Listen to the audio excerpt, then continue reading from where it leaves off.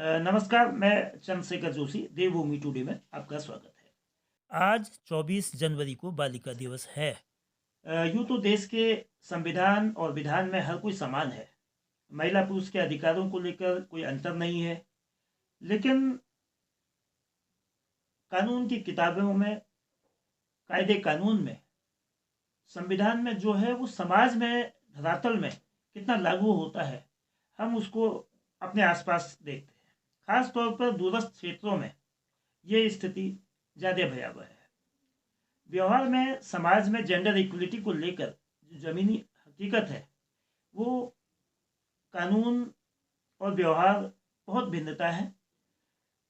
ज़रूर इसमें सरकारों की ओर से कुछ पहल, कुछ प्रभावी कदम उठाए गए हैं और उसकी वजह से भेदभाव जो बालिकाओं के साथ, लड़कियों के साथ, महिलाओं के साथ होते हैं, उनको कम करने में, उनको दूर करने में मदद मिल रही है। बालिका दिवस का क्या उद्देश्य है, ये सबको पता है कि उसमें एक समानता की बात है, बालिकाओं को उनके अधिकार की बात है, उनमें आत्मविश्वास की बात है। और आज हमारे देश के राष्ट्रपति जो पहली महिला है, वो महिला राष्ट्रपति है, वो पहली नागरिक है, वो खुद महिला है। जिस तहसील में आप हैं, वहाँ की एसडीएम भी महिला है, और जिस जिले में आप हैं, वहाँ की जिला जज भी महिला है। और पड़ोस पिथौरागढ़ जो आपका है, उस जिले की डिस्ट्रिक्ट मजिस्ट्रेट भी महिला है। ये तो एक उच्च पदों पर है। और 24 जनवरी को क्यों महिला दिवस मनाया जाता है, जो साल 2008 से मनाया जा रहा है? जाहिर बात है कि इसके पीछे हमारे देश की पहली प्रधानमंत्री, जो महिला पहली प्रधानमंत्री थी, इंदिरा गांधी ने 24 जनवरी 1966 को शपथ ली थी, तो वो एक कारण है।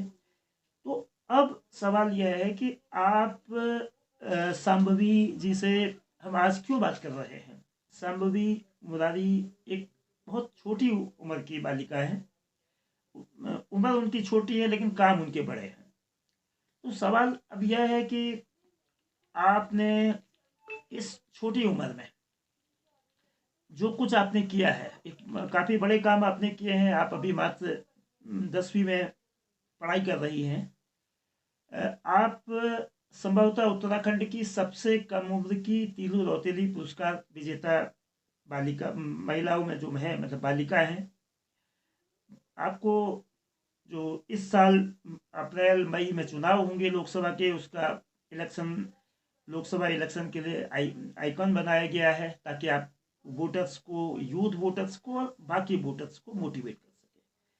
तो आपसे पहला सवाल यह है कि आपने छोटी उम्र में बड़े काम करने की जो नींव पड़ी है और जो अब तक आपने किया है, ये कैसे इसकी शुरुआत हुई?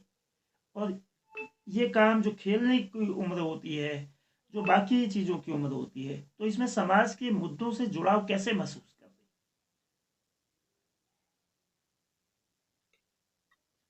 देखिए, सर्वप्रथम तो मैं महादेव जी का और आप सभी जैसे उन असंख्य लोगों का धन्यवाद करती हूँ, जिन्होंने मुझे अपना आशीर्वाद व मार्गदर्शन प्रदान किया।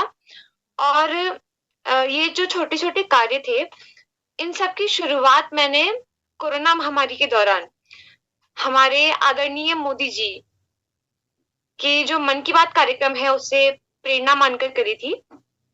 और कोरोना के दौरान ही कुछ छोटे प्रयासों के द्वारा, जैसे नशा मुक्ति, स्वच्छता अभियान, कोरोना वॉरियर्स को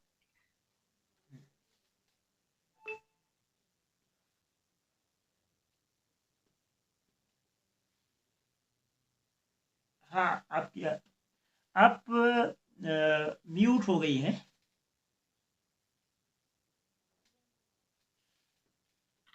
हाँ जी, अब आ रही है आवाज? हाँ। हाँ, तो इसकी शुरुआत मैंने कोरोना महामारी के दौरान ही की थी। तो आपने कोरोना में जो अपना पूंजी गुल्लक के माध्यम से जमा की थी, वो भी समाज के काम में लगाई। तो ये प्रेरणा, ये बहुत छोटी बात है, लेकिन इसका बहुत व्यापक संदेश है। केवल बच्चों को नहीं, ये बड़ों के लिए भी एक बड़ी नसीहत है कि वो भी योगदान करें, वो भी अंशदान करें। ऐसे संकट के मौके पर, जब देश ही नहीं पूरी दुनिया एक महामारी से लड़ रही थी, तो ये कैसे विचार बना? इसके लिए आदरणीय मोदी जी ने ही मन की बात में प्रेरणा दी थी, और सबसे बड़ी प्रेरणा जो हमें मुझे मिली वो हमारे वातावरण से मिली। और आदरणीय मोदी जी ने ही अपने मन की बात कार्यक्रम में ये कहा था कि हमारे आसपास जो कोरोना वॉरियर्स हैं उनके साथ साथ हमारे आसपास जो भी पशु पक्षी हैं उनका उनका भी ध्यान रखा जाए। तो इससे प्रेरणा लेकर ही मैंने ये छोटी सी शुरुआत करी थी। जब आपको तीनों रौतेली पुरस्कार 15-16 साल की उम्र में मिला, आप टीनेजर हैं, आपको अभी मतदान का अधिकार नहीं है, और इतना वक्त बहुत सारे लोगों को पुरस्कार के लिए समाज सेवा में लगता है, तो आप का अनुभव पुरस्कार की घोषणा के समय और आपका अनुभव पुरस्कार लेने के समय और पुरस्कार लेने के बाद से अब तक किस तरह से प्रेरणा आपको, इससे आत्मबल बढ़ा, मोटिवेशन बढ़ा, क्या नया नजरिया डेवलप हुआ है?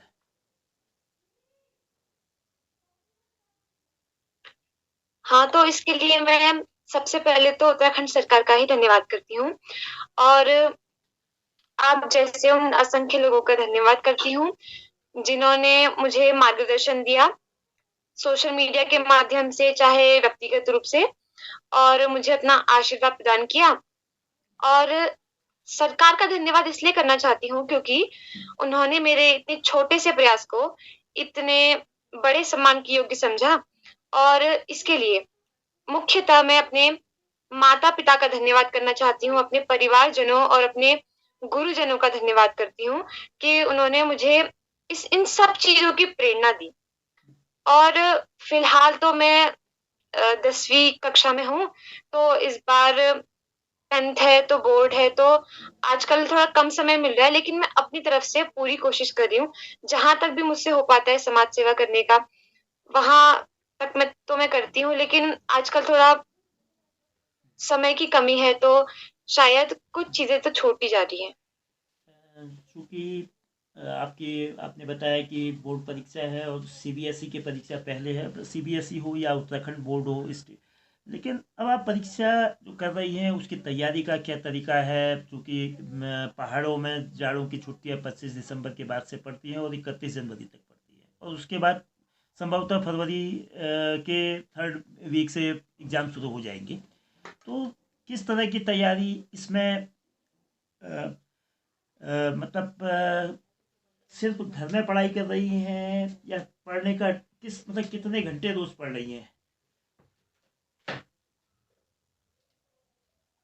अभी तो मैं घर में ही पढ़ रही हूँ, और जैसा कि आपने कहा कि पहाड़ों में काफी ठंड भी है, तो भगवान सूर्य का आह्वान करते हुए छत पे सुबह धूप आ जाती है तो वहां पे बैठ जाया करते हैं, और फिर जितने देर हो सके पहले तो उतनी देर पढ़ते हैं, फिर थोड़ा सा कभी बीच में ब्रेक ले लिया, फिर शाम के टाइम थोड़ा पढ़ लेते हैं। तो मतलब रीडिंग राइटिंग रिवीजन का जो पैटर्न है पढ़ाई में, मौसम बाधा नहीं बनता है। तो अब एक सवाल अब आपसे ये है, जब आपकी परीक्षा पूरी हो जाएगी उसके बाद चुनावों की एक प्रक्रिया भी शुरू हो जाएगी। आपकी खुद की उम्र वोट देने की नहीं है, लेकिन आप दूसरे लोगों को, नए वोटर्स को, युवा वोटर्स को और अन्य वोटर्स को वोट देने के लिए प्रेरित करेगी।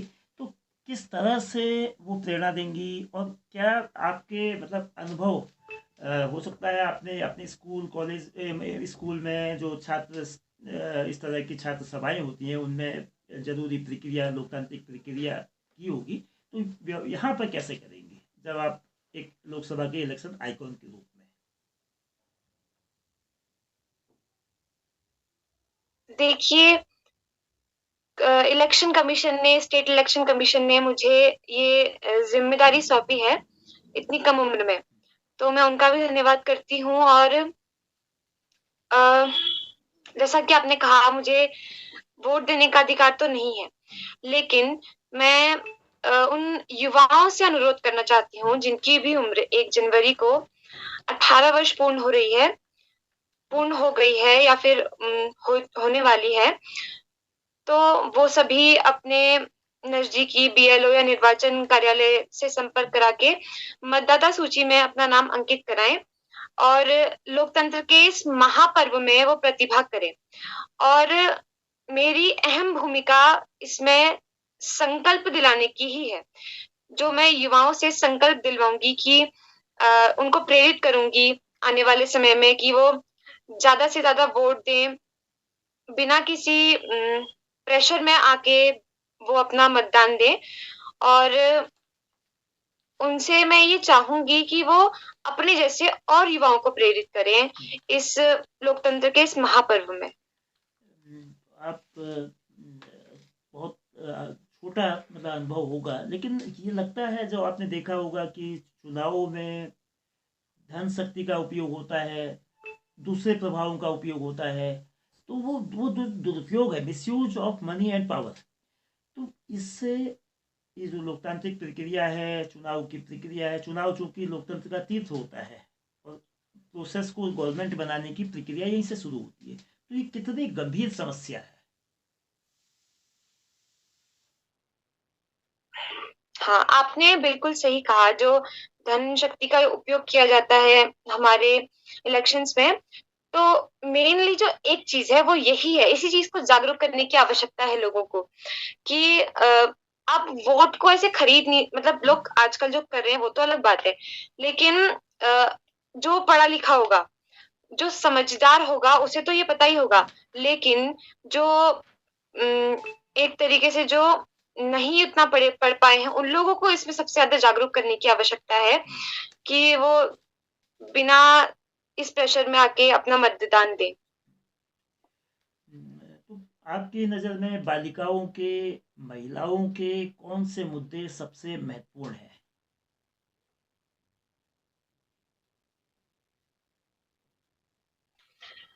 बालिकाओं और महिलाओं की अगर मैं बात करूं तो सबसे अहम भूमिका तो शिक्षा की ही है।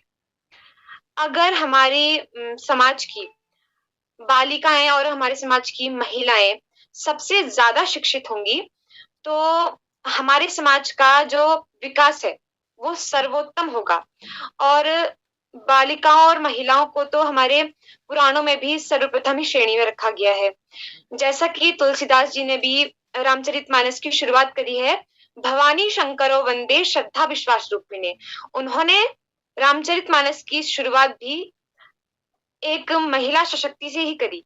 तो हमारे पुराणों से भी हमें एम्पावरमेंट मिलता है। तो मैं चाहती हूँ कि सबसे ज्यादा जो महिलाओं को जरूरत है वो है उनके समाज में शिक्षा की, उनकी समानता की। शिक्षा और समानता। महिला सुरक्षा आज के दौर में कितना गंभीर, कितना ज्वलंत विषय है। जैसे हम अंकिता भंडारी प्रकरण या देश के अन्य जगह में, प्रदेश और देश और जिले में भी इस तरह की घटनाएं होती हैं, तो उसके लिए क्या किया जाना चाहिए परिवार से सरकार तक? इसमें तो जागरूकता का ही प्रमुख महत्व है। देखिए, और लोगों की जो सोच है उसको सबसे ज्यादा विकसित करने की जरूरत है। हमें आजकल के युवाओं को जागरूक करने की आवश्यकता है, क्योंकि हर युवा के भीतर राम भी है, रावण भी है, हर युवा के भीतर कृष्ण भी है और कंस भी है। अब ये पूर्णतः हम पर ही निर्भर करता है कि हम अपने भीतर के राम को जागृत कर रहे हैं या रावण को, हम अपने भीतर के कृष्ण को जागृत कर रहे हैं या कंस को। तो इसमें जागरूकता का महत्वपूर्ण योगदान है। आप अभी 10वीं में है, लेकिन आपको कई भाषाएं आती हैं, इंग्लिश मीडियम में आप पढ़ती हैं। हिंदी तो खैर जाहिर बात है कि हमारी ऑफिशियल लैंग्वेज मतलब राजभाषा है ही। संस्कृत भी आपको बहुत अच्छी आती है, तो ये भाषाएं कैसे सीखी आपने? देखिए, हिंदी तो जैसे कि मातृभाषा है, और अंग्रेजी, अब अंग्रेजी मीडियम में पढ़ रहे हैं तो गुरुजनों ने, शिक्षकों ने इसका मार्गदर्शन किया। और अगर मैं बात करूं संस्कृत भाषा की, तो वो मुझे मेरे वातावरण से सीखने को मिली, मेरे परिवारजनों से, खासकर मेरे पिताजी से मुझे इसको सीखने की प्रेरणा मिली। उन्होंने बचपन से ही मुझे इस चीज के लिए प्रेरित किया कि मैं संस्कृत बोलूं, संस्कृत के बारे में लोगों को एक तरीके से जानकारी दूं, और मुझे अपने माता पिता से ही इसकी मुख्य प्रेरणा मिली है। तो आप योग के क्षेत्र में भी काम कर रही हैं और साथ में नशा जो है, जो समाज में, यूथ में, टीनेजर में और पूरे समाज में नशा कितना मतलब बुरा असर डाल रहा है, और उसको रोकने के लिए छोटे छोटे क्या उपाय किए जा सकते हैं? अभी मैंने आपको बोला ना कि आपके भीतर राम भी है और रावण भी है, आपके भीतर कृष्ण भी है और कंस भी है। अब ये पूर्णतः आप पर ही निर्भर करता है, सबसे पहले तो, कि आप अपने भीतर के राम को जागृत कर रहे हैं या रावण को, आप अपने भीतर के कृष्ण को जागृत कर रहे हैं या कंस को। और जैसा कि आजकल हम देखें तो कुछ युवा तो अपने क्षेत्र में काफी उच्च पदों पर भी हैं, लेकिन कुछ युवा आधुनिकता की इस महादौड़ में जो है नशे की तरफ आकर्षित होते जा रहे हैं। तो मैं उनसे एक अनुरोध करती हूँ कि योग प्राणायाम से भी इसमें काफी हद तक सफलता प्राप्त होती है। मतलब इसमें अगर हम योग प्राणायाम करेंगे तो हमारा जो मन है वो एकाग्र रहेगा, हमारा मन इधर उधर भटकेगा नहीं। और व्यायाम से, योग आसनों आसनों से मैं चाहती हूँ कि हमारे आज के युवा इसकी तरफ ज्यादा प्रेरित हो, न कि नशे की तरफ। उत्तराखंड में भी यद्यपि जो जेंडर रेशियो है, गर्ल चाइल्ड 1000 बॉयज़ में अभी संख्या बढ़ी है, करीब ये 984 हुई है, लेकिन जो अपना चंपावत जिला है, देश के 13 जिलों में ये 9वें नंबर पर है। तो इससे ऊपर 8 जिले हैं जिसमें जेंडर रेशियो बढ़िया है। तो यहाँ मतलब इसके लिए सामाजिक जागरूकता ज़्यादा जरूरी है, प्रशासनिक और सरकारी प्रयास ज़्यादा जरूरी है, ये दोनों को मिलजुल कर पहल करनी होगी? क्या प्रभावकारी कदम होना चाहिए? इसमें भी लोगों को जागरूकता की ही आवश्यकता है। और जैसा कि हमारे जो दूरस्थ क्षेत्र हैं वहां पे हमारी जो आधुनिकता है वो वहां उतना पहुंच नहीं पाई है, और हमारी जो संसाधन है वो उतने दूर तक नहीं पहुंच पा रहे हैं। और मुख्यतः हमारी जो मानसिकता है इसको बदलने की हमें आवश्यकता है, और मानसिकता ही इसमें मुख्य, मेरे हिसाब से तो मानसिकता का ही इसमें मुख्य रोल है। जो फीमेल सेफ्टी है, जो बालिकाओं की सुरक्षा, महिलाओं की सुरक्षा है, तो उसमें एक योगदान परिवार की तरफ से बालकों का या मेल का भी होता है। तो वो कितना ज़रूरी है कि हम बहनों का, बेटियों का, महिलाओं का सम्मान करना समाज के रूप में परिवार से बालकों को शुरू करें। मतलब बालिका की सुरक्षा के लिए वो कितना वजन रखता है, कितना उपयोगी, कितना महत्वपूर्ण है?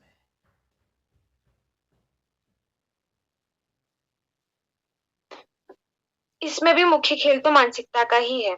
और अगर हमको एक हेल्दी सोसाइटी का फॉर्मेशन करना है तो उसमें सबसे पहली बात तो इक्वलिटी होनी बहुत जरूरी है। अगर हम हमारे जो लड़कों और लड़कियों में अगर हम भेदभाव करना शुरू कर दे तो कोई समानता की उत्पत्ति नहीं होगी, और मुख्यतः तो मानसिकता का ही खेल है इसमें। और अगर हम अपने समाज की बेटियों और बहनों को सशक्त करेंगे तो अल्टीमेटली हमारी सोसाइटी सशक्त होगी, और इससे हमारा राज्य, हमारा देश और हमारा विश्व अल्टीमेटली ही सशक्त हो जाएगा। चलिए, आपका बहुत बहुत धन्यवाद, और उम्मीद करते हैं कि जब आप हाई स्कूल के बोर्ड परीक्षा में शानदार प्रदर्शन करके रिजल्ट मिलेगा, और उसके बाद फिर आपसे बात होगी। आपसे चूँकि आप लोकसभा चुनाव के दौरान भी एक इलेक्शन आइकॉन के रूप में रहेंगी, तब भी आपसे चर्चा होगी, और समाज के अलग अलग क्षेत्रों में आप काम कर रही हैं तो उस मसले पे भी चर्चा होगी। आपका बहुत बहुत धन्यवाद। आपका आशीर्वाद भी इसी प्रकार मिलता रहे।